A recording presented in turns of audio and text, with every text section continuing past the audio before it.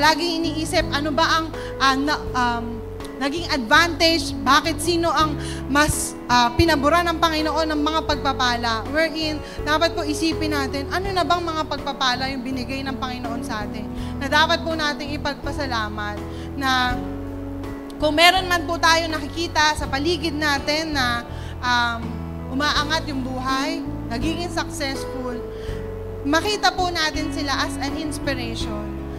At gayahin po natin kung ano po yung magagandang bagay na ginagawa nila upang makamit rin po nila yung success na meron sila. At magpag-guide po tayo sa Panginoon na, Lord, dito sa journey na binigay mo sa akin, tulungan mo ako na maalis lahat ng bitterness upang makafocus po ako sa goal at sa journey ko, na as I run the race, I will run straight to the finish line ng may katagumpayan. Amen?